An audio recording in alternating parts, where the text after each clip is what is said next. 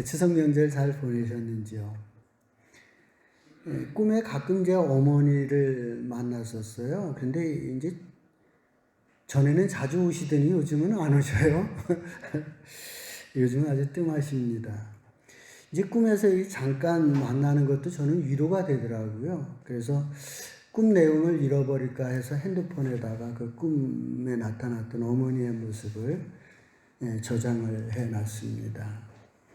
이 코로나 때문에 이제 우리 부모님들을 못 찾아가신 분들은 10월 중에 꼭 한 번은 부모님을 찾아가 주셨으면 좋겠다, 이런 생각을 갖습니다. 지금 우리는 이제 레위기를 강의하는 중에 있습니다. 레위기의 전체 주제는요, 거룩하라입니다. 하나님께서는 내가 거룩하니 너희도 거룩하라, 이렇게 말씀하셨습니다. 그래서 레위기에 보면 죄라고 하는 부분이 정의가 되어 있어요. 이런 것들은 죄다 하는 것들이 정의되어 있고요. 또 이렇게 너희들이 죄를 범했을 때는 속죄의 방법들, 어떤 방법을 통해서 죄를 속함을 받아라 하는 내용들이 기록되어 있습니다. 오늘은 거룩하라 2입니다. 이제 이 거룩이라고 하는 것이요, 하나님과의 관계만을 말하는 것이 아니라는 겁니다. 이 거룩이라고 하는 것은 공동체의 생활이 포함되어 있습니다. 그래서 거룩이라고 하는 것은 신앙생활입니다. 신앙생활이 아니고요, 신앙과 생활의 플러스입니다. 그러니까 거룩해진다는 건 신앙생활도 잘해야 되고 생활도 잘해야 되는 거예요. 신앙생활이 잘 되어야만 그것이 거룩한 백성이다. 그래서 우리는 신앙생활하면 그냥 믿음생활만을 얘기하는데 실은 그 뜻이 아니라는 거예요. 신앙, 믿음의 세계와 생활, 우리의 삶이 거룩해야 거룩한 백성이 되라고 성경은 말씀하고 있습니다. 오늘은 레위기서 19장입니다. 제목을 보도록 하겠습니다. 레위기서 19장. 제목이 뭐로 되어 있죠? 너희는 거룩하라. 3절 마지막 절에 보니까 나는 너희의 하나님 여호와이니라. 4절 마지막에도 보니까 뭐라고 되어 있어요? 나는 너희의 하나님 여호와이니라. 10절에 나는 너희의 하나님 여호와이니라. 11절, 14절, 16절, 18절 계속해서 나는 너희의 하나님 여호와이니라, 이 내용이 반복하고 있는 것을 보게 됩니다.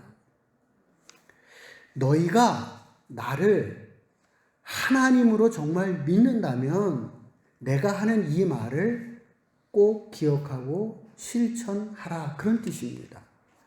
나는 너희의 하나님 여호와니라.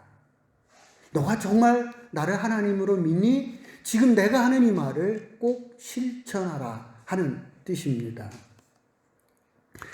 지난주 설교는 너희는 나를 거룩하다 하면서, 또 너희는 나를 전지전능하다고 하면서 제물을 드릴 때 눈먼 것, 저는 것, 새끼 낳지 못하는 것을 드렸다고 했습니다. 정말 하나님이 전지전능하신 하나님께서 이 모든 사실을 알고 계신다면 그 저는 것, 새끼 나지 못한 것, 이런 것을 제물로 드린 사람에게 여러분들은 어떻게 해주면 좋을 것 같습니까? 그래, 그럴 수도 있지, 이렇게 봐줘야 될까요? 해초리로 때려야 될까요? 하나님께서는 그래서 차라리 저 성문을 닫았으면 좋겠다, 저 성문을 닫는 누군가가 있었으면 좋겠다 라고 하나님께서 하박국 선지서에 말씀하는 것을 보게 됩니다. 목동교회 성도들은 전지전능하신 하나님 앞에 진리의 예배, 합리적인 예배, 그게 합당한 예배라 그러죠. 합리적인 예배를 드리는 제자들이 되시기를 주의 이름으로 부탁을 드립니다. 자, 하나님이 제시하는 그럼 거룩한 공동체는, 공동체의 생활, 신앙생활, 그 생활은, 하나님이 바라시는 생활은 어떤 것인지 오늘 살펴보도록 하겠습니다. 레위기서 19장입니다. 9절로부터 18절까지 있는 말씀 교독하겠습니다. 전능하신 하나님께서 말씀합니다. 나는 여호와니라 하시면서 우리에게 말씀해 주고 있습니다. 9절 10절 농경사회잖아요. 땅에 있는 사람 부자들에게 말씀하고 있습니다. 밭의 모퉁이까지는 거두지 말라. 이삭은 줍지 말라고 하십니다. 내가 보기에는 그게 아깝겠지만 너만 있는 게 아니라는 거죠. 가난한 사람이 있다는 겁니다. 너도 내 백성이지만 저 가난한 사람, 과부들도 내 백성이라는 거예요. 그래서 내 백성이기 때문에 너희가 나누어 먹어야 된다는 거예요. 그래서 너는 그 모든 것을 다 그냥 알뜰하게 거둬. 우리는 알뜰해야 된다 그러잖아요. 하나님은 알뜰하지 말래요. 좀 듬성듬성해라. 그래야 가난한 사람도 먹고 살지 않겠느냐라고 말씀을 합니다. 13절, 14절입니다. 사회의 약자 보호법입니다. 가난한 사람을 등쳐먹는 사람들이 참 많습니다. 그런데 그렇지 말라는 거죠. 가난한 사람을 등쳐먹으면 그 사람들이 어떻게 살겠어요? 살 길이 막막하잖아요. 그러니까 그렇게 약한 사람들 등쳐먹지 말라고 말씀을 하고 있습니다. 장애인들을 괴롭히지 말라고 합니다. 장애를 가지고 있는 사람 살아가는 것이 정말 얼마나 불편한지 모릅니다. 교회 차에 보면 장애인 표지판이 있잖아요. 고속도로의 통행료가 할인됩니다. 또 장애인 주차장에 이렇게 차를 주차할 수 있습니다. 부러워하는 분들이 많더라고요. 교회 차가 딱 장애인 주차를 이렇게 쓰면 되게 부러워하는데 여러분 절대 부러워하지 마십시오. 이 같이 사는, 나하고 같이 사는 사람들은 내가 얼마나 힘든지, 얼마나 내가 괴로워하는지를 알 겁니다. 정말 힘들거든요. 몸이 불편하다는 거예요. 그냥 보기에는 멀쩡해 보이지만 그냥 가가지고 쓰러져가지고 힘들어할 때가, 열이 펄펄 날 때가 여러 번 있는 거거든요. 그러니까 장애인들이라고 하는 이분들이 겉으로는 멀쩡해 보지만은 엄청 불편한 게 많은 거예요. 근데 이 불편한 사람들을 우리가 갖다가 골탕 먹이는 일들은 아주 나쁜 일이라는 거죠. 그러지 마라고 하나님께서 말씀하고 있습니다. 이 장애인 차별금지법이 우리나라에서는 2008년 시행되었습니다. 장애인 이 차별은 사실, 그런데 이 장애인 차별금지법이 이렇게 만들어져서 장애인들 차별하지 말라 이렇게 얘기했잖아요. 근데 사실은 이 장애인 차별이 지금도 진행 중입니다. 가만히 보세요. 장애인 시설 들어온다고 하면 집값 떨어진다고 난리잖아. 피켓 시위하고 난리잖아. 오늘날 현대 사회에서도 장애인들이 이렇게 차별받고 있는데 고대 사회는 어떻겠어요? 그러죠? 법으로 이렇게 금지시켜 놨음에도 불구하고 차별을 하는데, 노골적으로 차별하는데 고대 사회에서는 더 심하지 않았겠어요? 그런데 하나님께서 명문화 시켜놓은 거예요. 장애인들을 차별하지 말라. 이게 만들어진 때가 언제냐면요, 피라미드를 만들던 그 시절에 만든 법이에요. 피라미드를 만든 그 고대 사회에 하나님께서 이런 문장을 만들어 놓은 거예요. 장애인을 차별하지 마라. 놀랍지 않으세요? 15절 말씀 봅니다.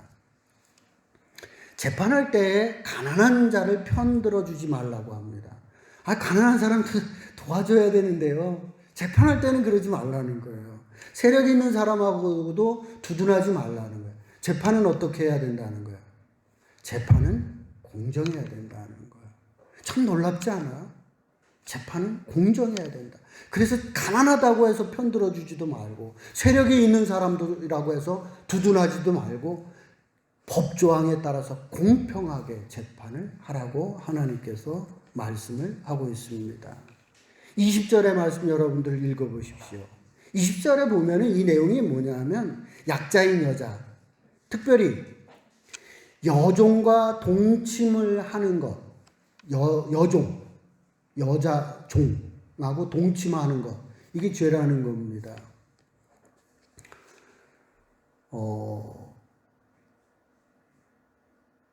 지금 우리 도지사가 시장이 여직원을 성폭행했잖아. 이게 우리나라 한국 지금 정치거든요.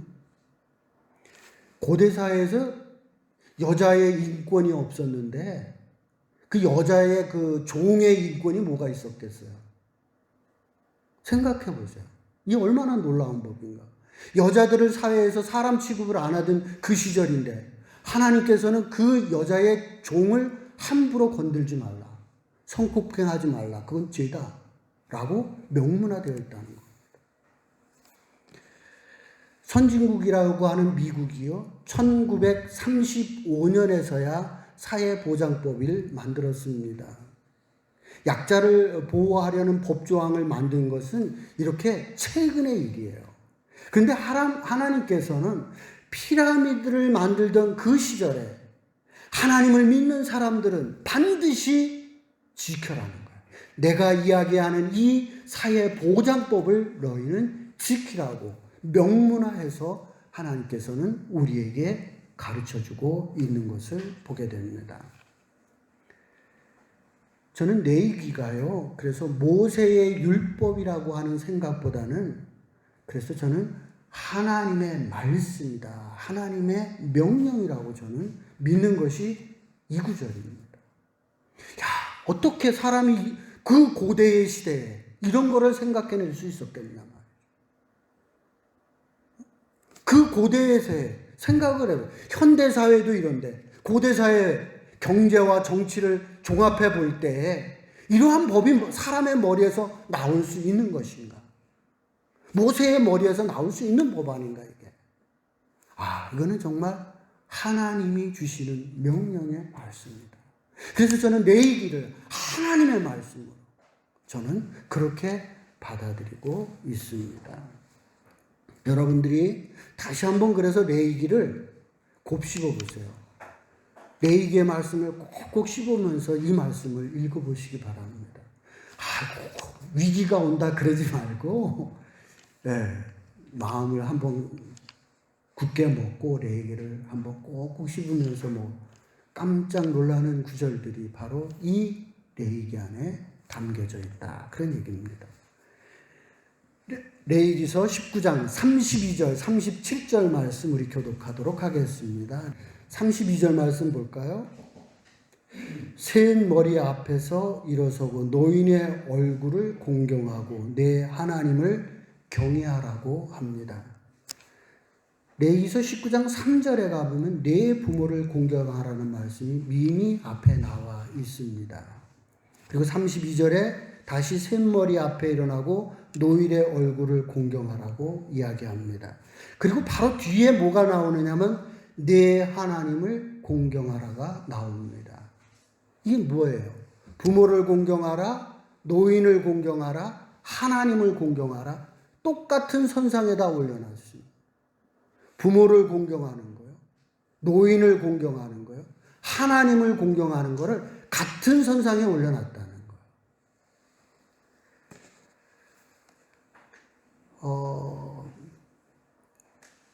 우리 사회가 이 효도하고 경로사항이 점차 약화되는 것에 아쉬움이 좀 큽니다. 목동교회 성도들 중에는 부모님께 효도하는 분들이 참 많이 있습니다. 보기에 좋고 참 귀한 일이라고 생각합니다.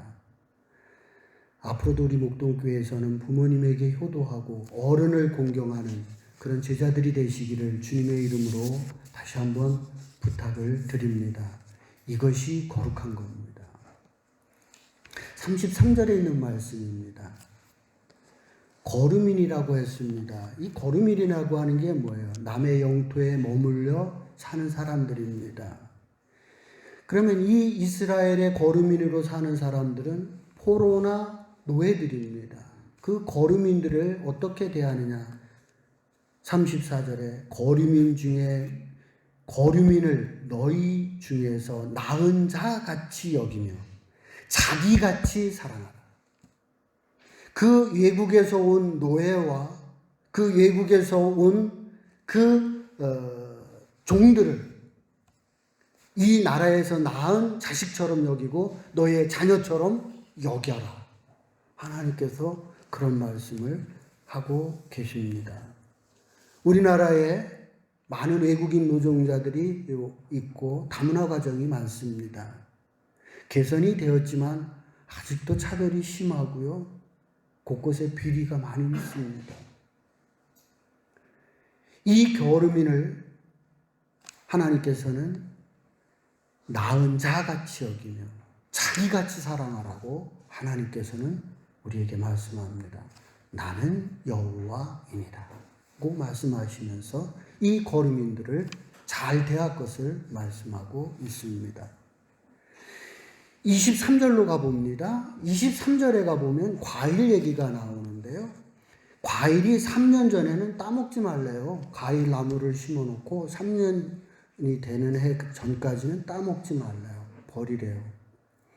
이해가 되나요? 과일 나무에서 심어놨는데 3년이 되기 전께는 그거 먹지 말래요.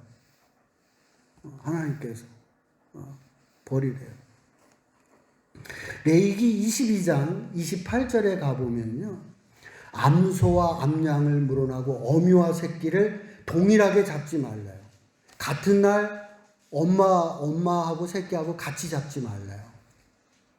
신기하지 않아요? 네? 하나님께서 그런 거예요. 어미와 새끼를 같은 날 잡지 말라는 거예요. 그리고 이 어미의 젖에다가 새끼를 끓이지 말래요. 어미의 젖에다가 새끼를 갖다가 삶지 말래요. 여러분들 이 식물 복지, 동물 복지 얘기하고 계시는 거예요. 하나님. 지금 우리 자연 보호 차원이 아닙니다. 지금 하나님께서는 식물과 동물을 사람 취급하시는 거예요. 사람하고 거의 유사하게 취급하고 계셔요. 그 어린 나무에서 3년 전에 맺히는 건 먹지 말라는 거예요. 불쌍하니까. 더 잘해야 되니까. 버리라는 거예요. 그걸 과일 하나 맺히려면 에너지가 어마어마하게 들어가거든요. 나무가. 그러니까 버리라는 거예요. 나무를 위해서. 제가 어려서 사과나무를 심고 사과를 따봤거든요. 그 첫 해 거는 왜 시골에서 지금 그랬는지 성경 때문에 그러는 건 아닐 거예요. 시골에서 실제로 그걸 버려요. 첫 번째 나오는 그 과일은 다 전지해 버립니다. 지금도. 하나님께서 그렇게 하시는. 동물 보세요. 어미하고 새끼를 같은 날 잡지 마라. 불쌍하지 않아요. 되게 인간적이에요. 휴머니티예요. 동물로 취급하고 있지 않아요. 꼭 동물을 대하는데 하나님께서는 사람 대하듯이 하고 있어요. 식물 복지와 동물 복지를 하나님께서 얘기하는 듯한 느낌을 받지 않으셔요? 지금까지 세계사는 인간 중심의 세상이었습니다. 이제서야 환경과 인간의 관계를 생각하게 되었고 자연 파괴가 결국 우리 사회의 파괴로 이어진다고 하는 것을 이제서야 우리는 깨달은 겁니다. 그래서 이게 우리가 자연을 이렇게 함부로 훼손하는 것은 결국 우리를 살을 갖다가 훼손시키는 것 같은 거구나 라고 하는 것을 이제서야 깨달았어요. 그런데 하나님께서는 피라미드를 세우시는 그때에 이 법을 만들어 놓으신 거예요. 자연을 함부로 대하지 마라. 동물을 함부로 학대하지 마라. 하나님께서 이런 법을 만들어 놓으신 것을 보게 됩니다. 다시 본론으로 들어가 보겠습니다. 내가 거룩하니 너희도 거룩하라. 나는 너희 하나님 여호와니라. 나를 너희가 하나님으로 정말 믿는다면 내가 명하는 것을 지켜서 너도 거룩한 백성이 되라고 말씀하고 있습니다. 하나님의 백성들은 하나님을 믿을 뿐만 아니라 공동체를 유지하기 위해서 또한 자연을 지키는 책임이 우리에게 있다는 겁니다. 하나님을 믿는 사람은 신과의 만의 문제가 아니라는 거예요. 공동체를 잘 유지해야 되는 것이고 자연도 지켜가는 책임이 있다라고 하나님께서는 말씀하고 있습니다. 목동교회 모든 성도들은 거룩한 백성이 되셔서 하나님도 잘 믿고 공동체도 잘 유지하고 자연도 지켜가는 제자들이 되시기를 주의 이름으로 축복을 드립니다.